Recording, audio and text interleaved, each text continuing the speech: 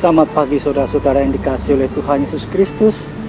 Pada saat ini kita kembali dipertemukan untuk dapat melayani Tuhan bersama-sama. Dan untuk melandasi pelayanan kita ini, kita akan mendengar akan firman Tuhan. Biarlah kita boleh dimampukan untuk dapat memahami akan firman Tuhan dengan baik. Oleh karena itu, mari kita berdoa. Tuhan yang penuh kasih, dia mengucap syukur atas waktu yang Tuhan berikan. Pada saat ini Tuhan masih mempercayakan untuk kami boleh dapat melayani Tuhan di rumah sakit Panti Waluyo ini.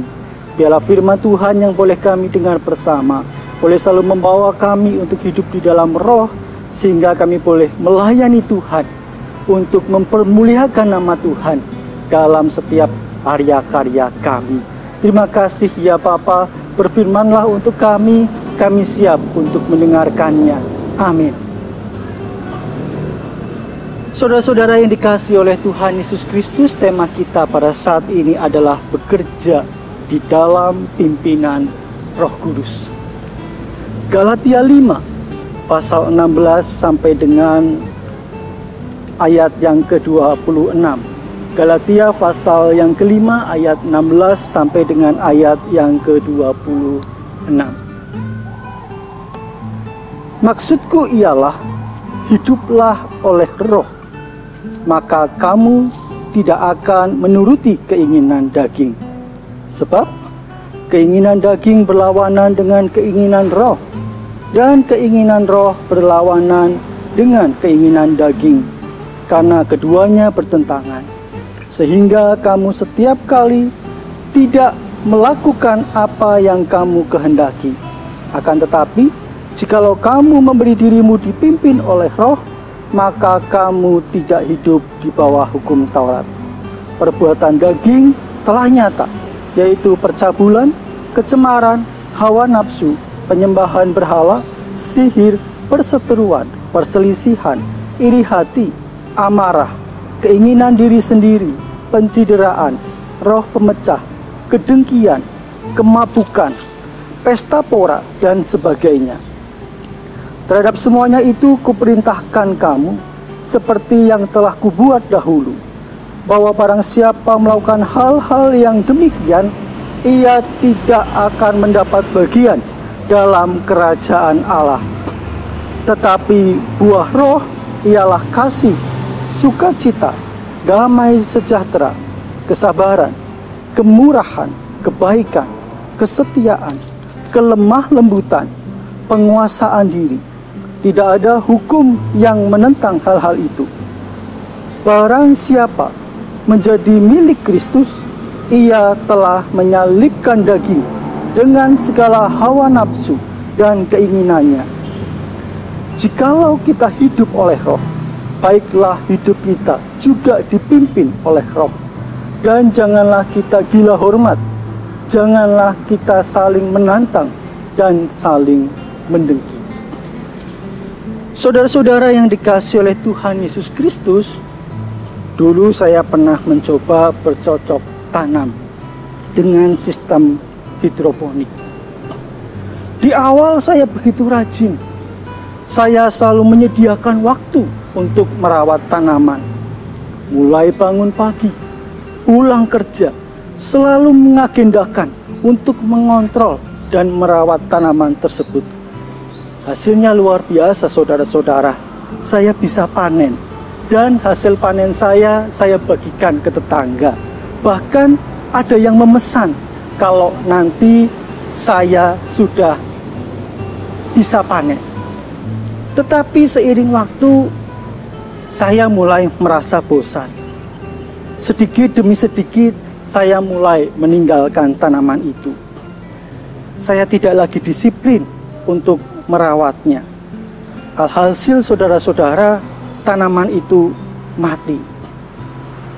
Saya tidak bisa lagi membagikan sayuran ke tetangga.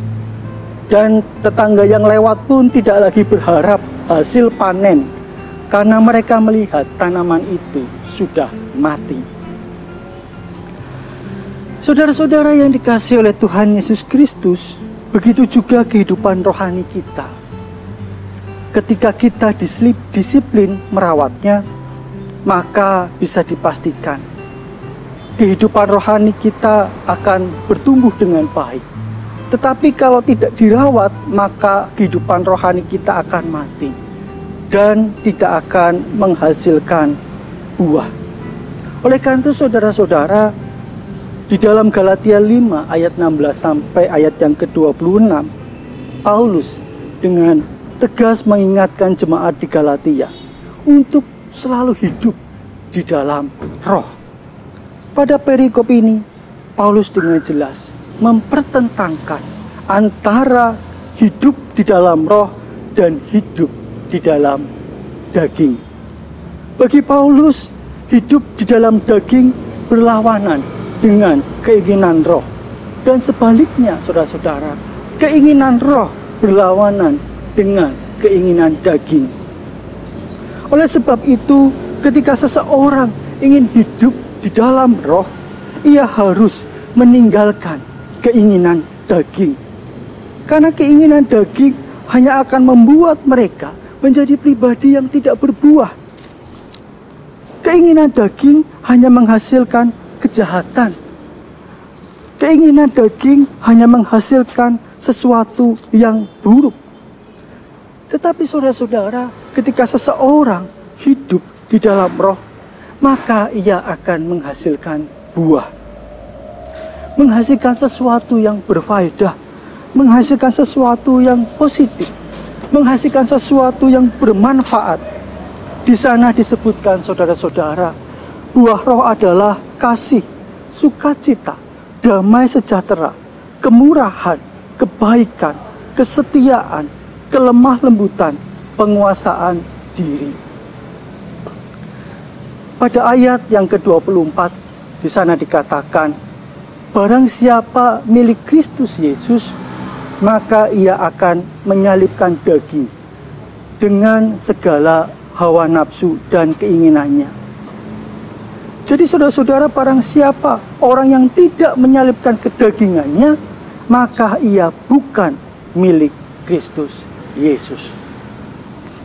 Dari sini kita bisa melihat bahwa totalitas dan loyalitas sangat penting dalam kehidupan rohani kita, di mana kita meletakkan seluruh hidup kita hanya untuk Allah, hanya untuk kemuliaan Allah, melalui kehidupan kita yang mau dipimpin oleh roh. Kita tidak bisa hidup, saudara-saudara, di tengah-tengah, karena Yesus mengatakan kita tidak bisa menyembah dua Tuhan. Tema kita pada saat ini bekerja dalam pimpinan Roh Kudus, yang berarti kita bekerja bukan untuk memenuhi hasrat kedagingan kita, tetapi untuk kemuliaan kita. Kita bekerja dengan menghasilkan buah-buah roh, di mana saat kita bekerja, kita tidak akan pernah meninggalkan keramah tamahan, tidak akan pernah meninggalkan kesabaran, tidak akan pernah meninggalkan kebaikan. Orang yang bekerja di dalam roh akan mampu mengendalikan dirinya dari hal-hal yang buruk. Demikian juga ketika kita bekerja di dalam roh, kita akan menjadi berkat untuk kehidupan ini, bukan menjadi sumber malapetaka bagi hidup ini. Contoh, saudara-saudara, ketika kita datang ke sebuah instansi, pasti kita ingin disambut dengan keramah tamahan. Bahkan orang yang wajahnya garang sekalipun pasti juga ingin disambut dengan keramah tamahan. Dengan kata lain, saudara-saudara, keramah tamahan itu pasti ditunggu-tunggu, diharapkan. Tidak ada orang yang berharap dimaki-maki.